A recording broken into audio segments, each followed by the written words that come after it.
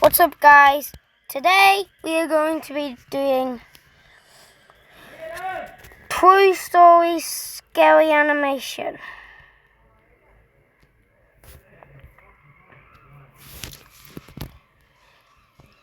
Okay, so we're gonna get into the video. Hope you guys enjoy it, and subscribe for more content like this. And let's get in.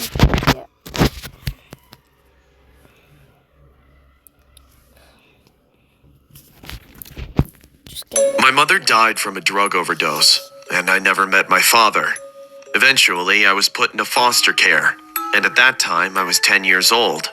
I wasn't exactly a little kid, nor a teenager.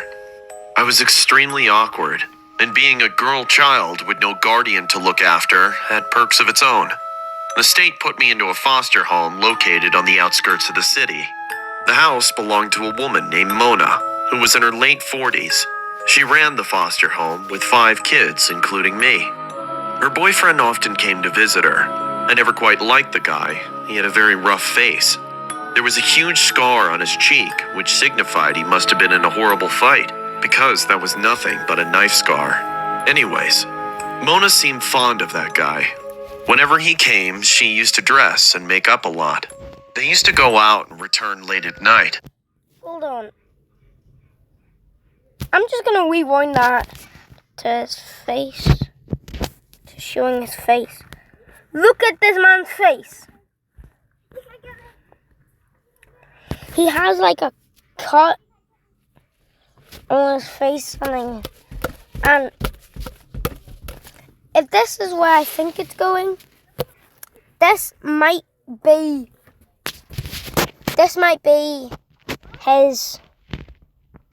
her dad. It's just like a theory.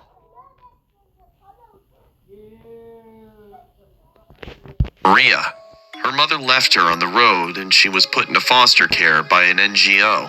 Every child who lived in that house had a tragic past to deal with. Mona was not a very affectionate person, but she never ill-treated any of us. She celebrated all of our birthdays on a particular day. This was probably her way of cutting the costs as much as possible. Our rooms were upstairs. Mona's bedroom was the biggest room in the house. She slept downstairs. I was playing with Maria in the backyard one day. She accidentally fell from the swing and hurt her leg.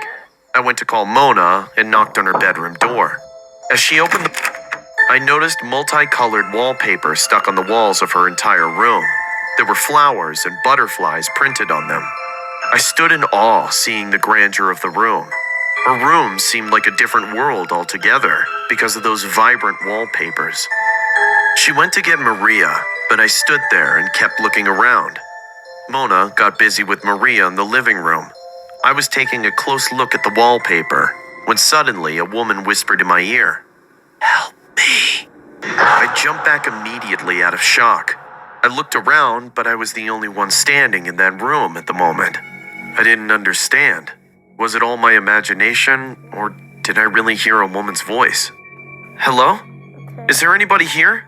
I said nervously. No reply came back, but I started to hear a whispering sound.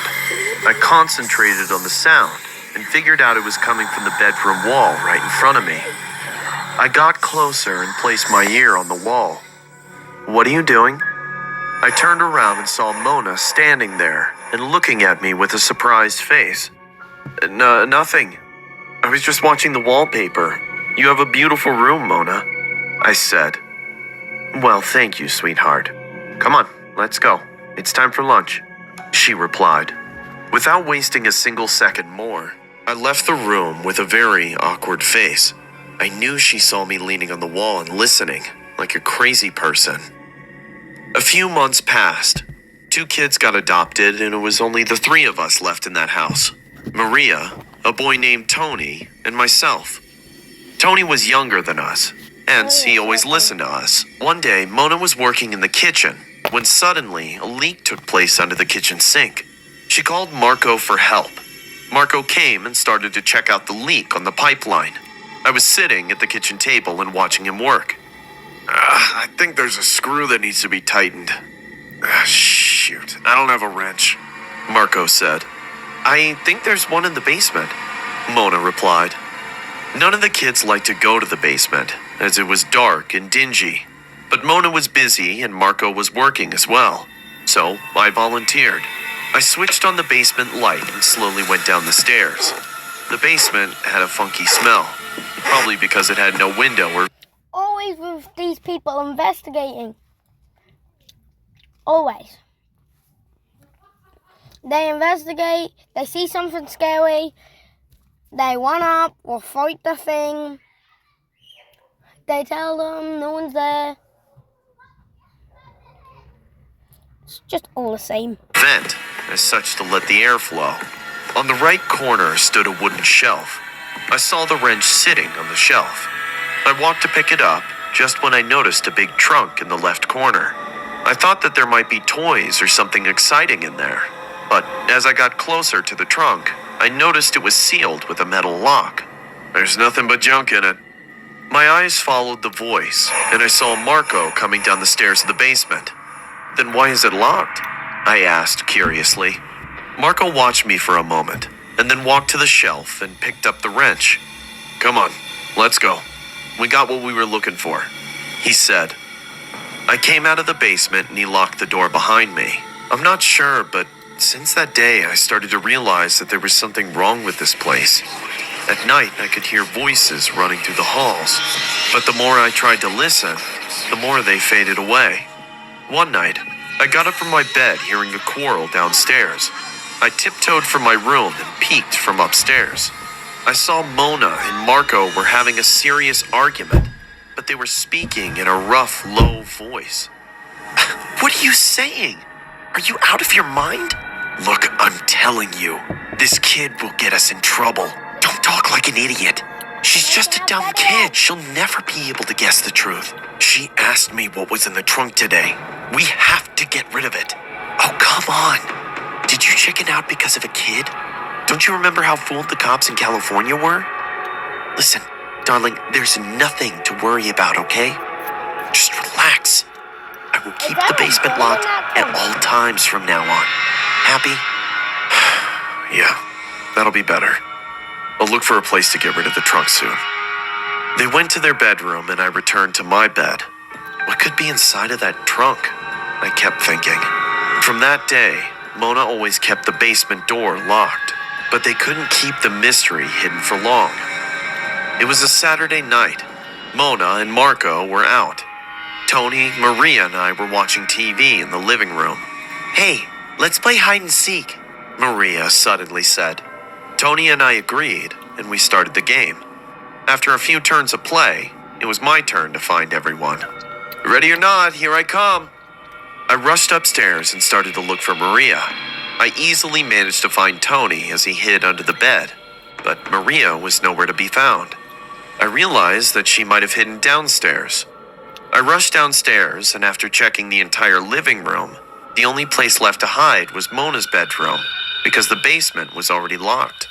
I pushed the door of Mona's room and said, I know you're hiding in here somewhere, Maria. I smelled a strong chemical in Mona's room.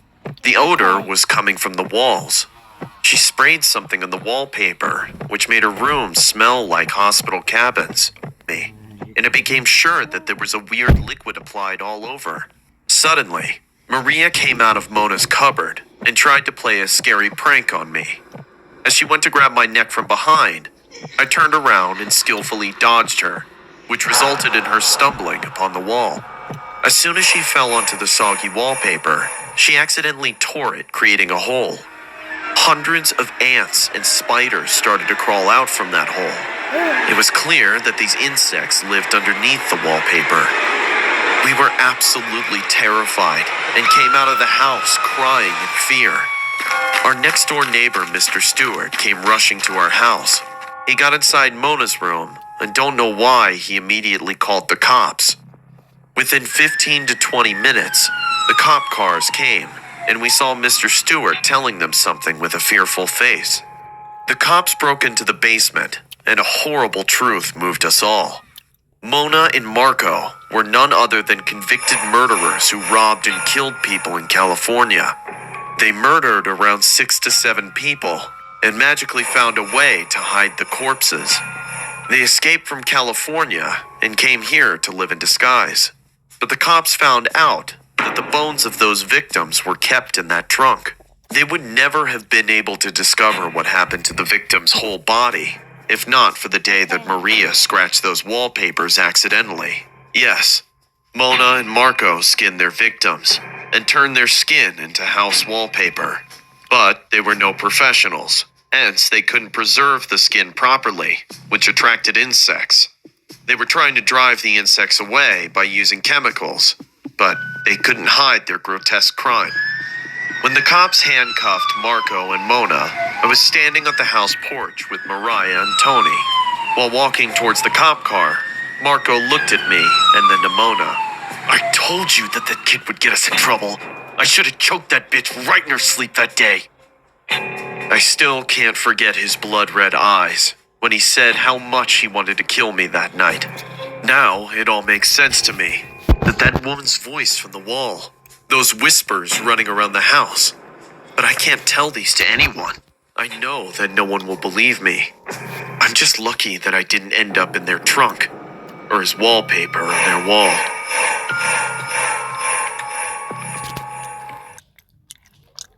Before starting the story, I would suggest you guys to go subscribe to the channel. It turns out that most of you guys who watch me aren't actually subscribed. So, if you like the content and want to support the channel, go ahead and subscribe and hit the bell.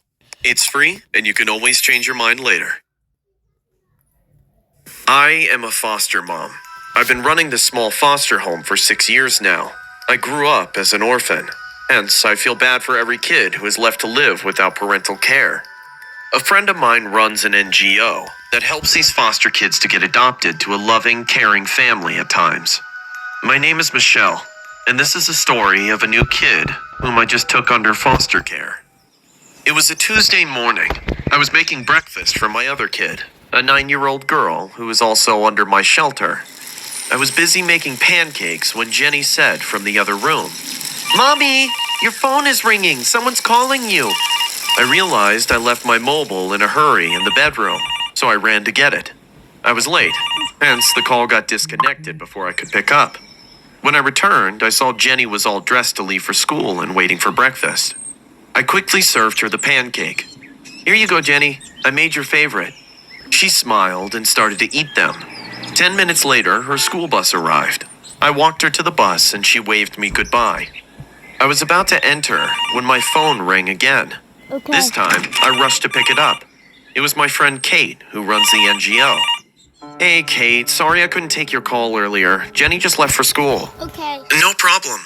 Listen, there's a boy about to arrive at our NGO. He's 7 years old and unfortunately recently lost his parents in a plane crash. The boy has an uncle working overseas, so there's a chance he might go up for adoption.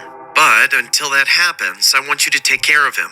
I'll come by with the lawyer and other legal papers tomorrow, and also drop off the kid to your house. Is that okay?" "Oh, sure. Tomorrow evening I'm free." "Tomorrow evening it is then. See you." After the phone call, I went to buy some groceries for tomorrow's dinner. Okay, so the first one was about how the serial killers and their bones on the trunk and the flesh, and they skin their victims to put them as wallpaper.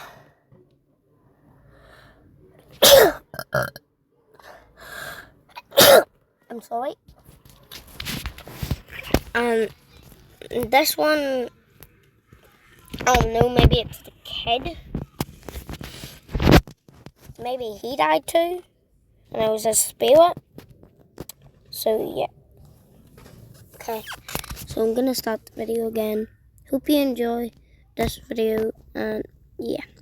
Felt emotional thinking about this poor little child who just lost his parents. I wanted to give him a warm welcome, so I decided to cook something nice. I bought some good quality meat, some fresh veggies, sweets, and chocolate. When Jenny came back from school, I sat her down and said, "Jenny, tomorrow we are going to have another member in this house. a little boy will come and live with us." Jenny got so excited and said, "Wow, I can have a little brother now." I smiled and hugged her for being such a sweet girl. The next day, Jenny and I decorated the entire house with balloons and colorful paper chains. At around 7 p.m., the doorbell rang. Jenny rushed towards the door and opened it with a big smile. Kate was standing there with a small, blonde-haired, blue-eyed boy, and beside them stood a man in his late 50s. I guessed him to be the lawyer of the boy. "Please, come on in," I said with joy. They all came and sat down in the living room. Kate looked at Jenny and said, "You're becoming such a pretty girl." Jenny blushed in happiness. She then looked at the little boy and said, "You're my little brother, right?" We all laughed hearing her adorable words, except the little boy. He sat down like a robot, didn't talk, didn't smile, even for once. Kate said, "Luke, say hi to your sister. This is going to be your home now. You'll be very happy here." Luke looked at me and said in a lifeless voice, "Who is she?" "Oh, that's Michelle. She's going to be your best friend from now on," Kate replied. I smiled at him, but he kept staring at me lifelessly. His face was so blank that after some time his stare started to make me feel weird. We all discussed the legal terms and condition and the details of this procedure. It was good to know that Luke's parents have left him enough money to have a sustainable life ahead. He can go to college and avail all the opportunities without any disturbance. When Kate was leaving, she bid Luke goodbye. Luke didn't go to hug her once. He stood there some time while Kate got into the car and then went back to the couch in the living room. I slowly went and sat beside him. I knew how much trauma this kid had gone through, so I said in a soft voice, "Luke, do you want to get some ice cream?" He kept his head down and didn't answer. Jenny said, "Maybe he's tired, Mommy." I smiled and said, "I guess you're right. You keep watching, Luke. I'll go make your bed." I heard Luke asking her, "Is she your real mom?" Jenny smiled and said, "No, but I like calling her my mommy. She's nice. She's going to take good care of us." I prepared their beds. I arranged a bunk bed for both of them. Jenny slept on the upper bunk, and I tucked in Luke in the lower bunk. I kissed them goodnight, and Luke turned to the other side of the wall.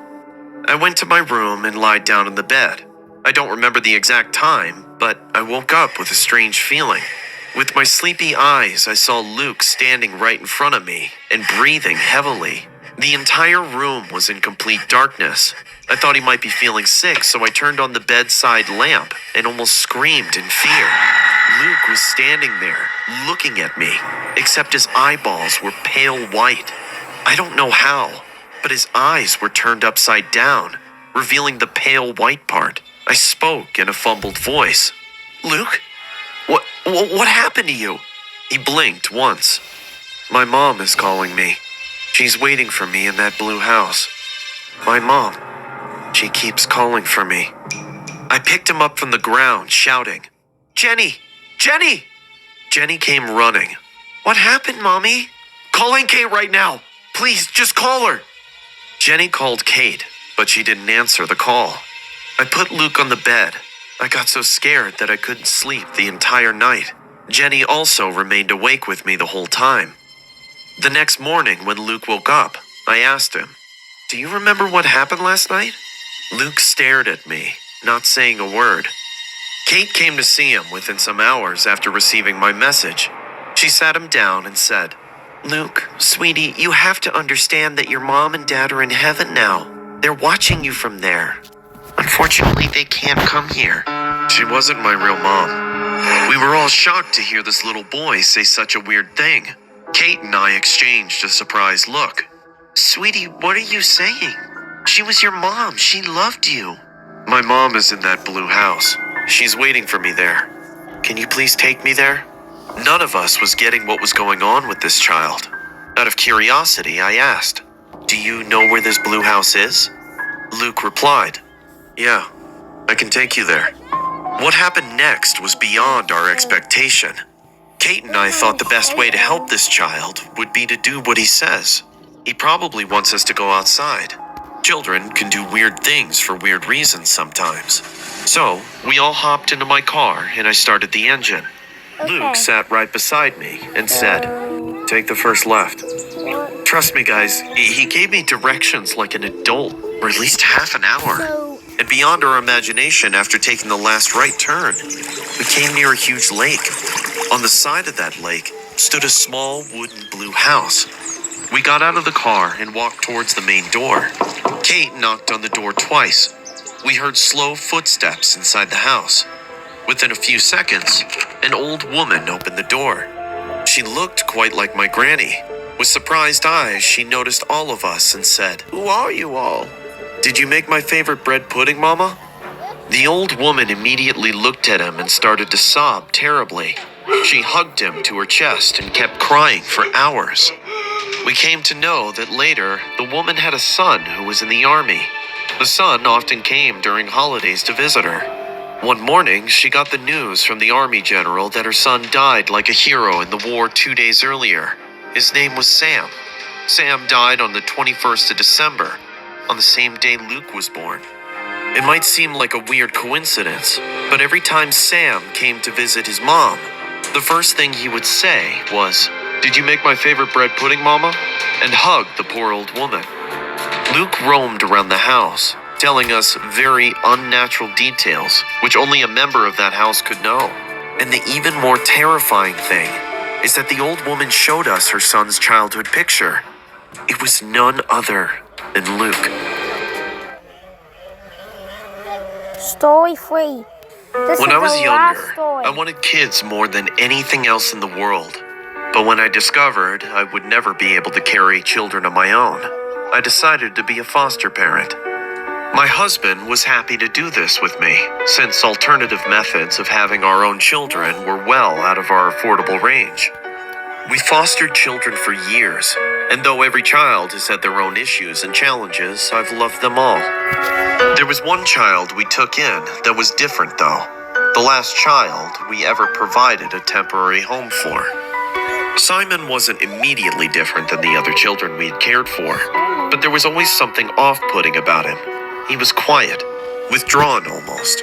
It wasn't uncommon for children who came from less fortunate situations, but I didn't have any solid information about his past. For some reason unknown to me, the organization wouldn't tell me anything about him other than his age and his name. I'm usually always given at least a minimal briefing on the child's past. I have to know what could trigger them. There are always topics to avoid and different ways to be sensitive to different situations. With Simon, we had to go in blind. I was left to draw my own conclusions as to what horrors he might have seen. He didn't appear to have any visible scars, and when I tried to hug him, he didn't flinch. A good sign. Children of abuse typically flinch whenever there are arms raised. I had no interest in pressing him for where he came from. I figured as he got comfortable, he would open up to me. So I began the all-star treatment that I'd had success with in the past. We let him choose a color to paint his room and did it all together. I should have taken note of the color he jumped to right away, but I just wanted to make him happy. Giving him the power to make choices was one of the first steps to him feeling safe, and so we painted his room an obnoxious blood red. When I asked Simon what else he might like to decorate his room with, he thought on it for a long moment. I expected him to blurt out fire trucks or superheroes, but I had been wrong. Maybe some skulls, or fire, or how about both? This was the first excited thing I heard come out of his mouth, and truthfully, I was a bit disturbed. I laughed it off in the moment, thinking he had just been acting out. Just one of the many red flags that I would ignore during his stay. This was the point I decided to try to ask Simon about his past. I figured I might try asking if he had been to certain places as a way to ease into asking where he had lived before. But before I could get much out, he seemed to sense my unease. "Are you scared of me, Mommy?" "All of my mommies are scared of me." He smirked. "All of your mommies?" "Of course not, sweetheart. Why would you say that?" I tried to keep a smooth expression, despite my concern at his statement. "Don't worry, Mommy. You'll be scared soon. He stared at me blankly for a long moment and then started laughing hysterically. After that comment, Simon refused to say anything else on the topic. I asked him why his mommies were scared of him, and he was silent. As you could probably guess, I was confused and slightly worried by this, but the organization hadn't given me anyone to contact. I'd only seen his social worker when he arrived, but they hadn't given me her contact number, and I'd never met her before that day. One day, I was working in the garden. Simon was running around. "Simon, slow down," I said in a loud voice. He looked at me and started to run towards me, making a very weird face. I just stood there and watched him coming towards me. I was feeling uncomfortable, but I didn't move, thinking that he was just trying to play with me. He came very close to me and gestured his hands in a stabbing motion.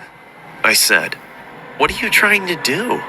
He smirked and replied, "I was checking to see if you were afraid of dying or not. Simon, you can't say things like that, you know?" I have done way more than I spoke. And he walked towards the house. I don't know how long I stood there, stunned with fear. I decided to follow up on his whereabouts. I went to that organization the next day. As I inquired about him to the manager of the organization, I saw his face turning pale. He said, "Why? Did he try to hurt anyone?" I was utterly shocked to hear such a statement, because why would someone say something about a little child for no reason? I looked at the man with a very angry face and almost screamed, saying, "Will anyone tell me what the hell is wrong with this child?" The man then said Simon was adopted by 2 other families, and each family suffered mysterious accidents resulting to the death of child, and don't know why those parents claim Simon was involved in those accidents some way. The general manager looked at me and said, "Ma'am, we're trying to contact his real parents. You will be the first to be informed once we've dug out any single information on him. Till then, watch him and be careful." His last words, "be careful," ran a shiver down my spine. I got into the car and drove home.